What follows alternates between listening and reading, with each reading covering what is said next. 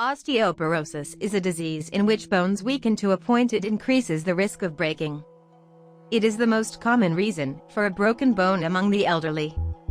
Osteoporosis may occur in natural ways or due to a number of diseases or treatments, including alcoholism, anorexia, hyperthyroidism, kidney disease, and surgical removal of the ovaries. So, in a world where each year, osteoporosis leads to more than 2 million fractures, including more than 250,000 broken hips, the question is, what leads to healthy, strong bones? Before we continue, please don't forget to subscribe to our channel if you're curious about science applied to health issues, and hit that bell icon so you receive the notifications every time we upload a new video. When talking about healthy bones, it's almost impossible to escape the advertisements pushing milk as the answer to strong bones.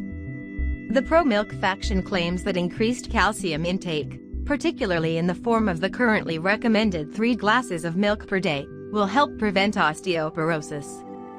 On the other side are those who believe that consuming a lot of milk and other dairy products will have little effect on the rate of fractures but may contribute to problems such as heart disease or prostate cancer. First of all, understand that bones are living tissue, constantly being broken down and built up in a process known as remodeling. Since 99% of the body's calcium is stored in the bones and teeth, every time our body needs calcium, bone cells called osteoclasts break down bone. Osteoblasts are the bone cells that have the opposite function, they build bone. In healthy individuals, bone production exceeds bone destruction up to about age 30. After that, destruction usually exceeds production.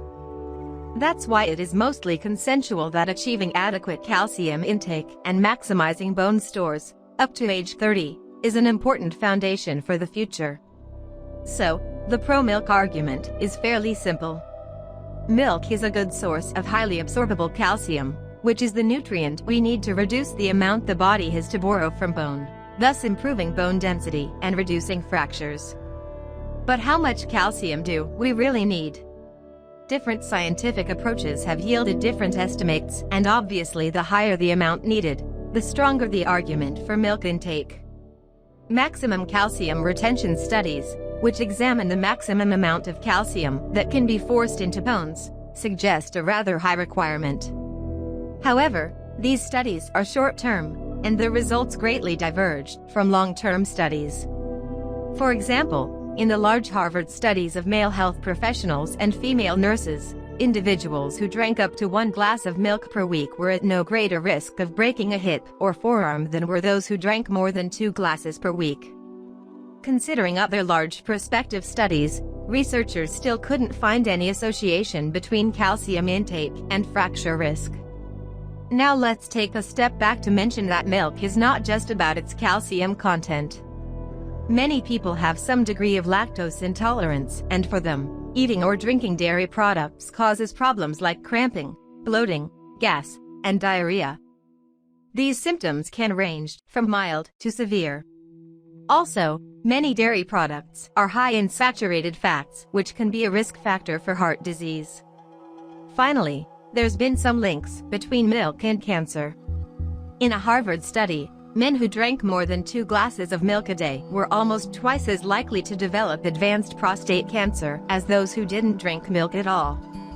In summary, bone density is an important issue, especially among the elder, when the risk of bone fracture is high and life-changing. It is of common sense that calcium has an important role on bone health, and that milk is a quality source of calcium. However, there's debate on how much calcium do we really need, and at what point the increased calcium intake can lead to more harm than good. Long-term studies cast doubt on the value of consuming the large amounts currently recommended for adults and appear to suggest that high calcium intake doesn't actually lower a person's risk for osteoporosis. And if we don't need as much calcium as it is believed, then we also don't need to rely on such a convenient source of it as milk. Especially when there's some links between milk and cardiovascular diseases, and some forms of cancer. Most important is perhaps the fact that researchers found that the loss of bone with aging is the result of several factors, including genetic factors, physical inactivity, and lower levels of circulating hormones like estrogen in women and testosterone in men. This means calcium doesn't have the central role when it comes to bone density, osteoporosis, and fractures, and that's why we'll make more videos on how you can improve bone density.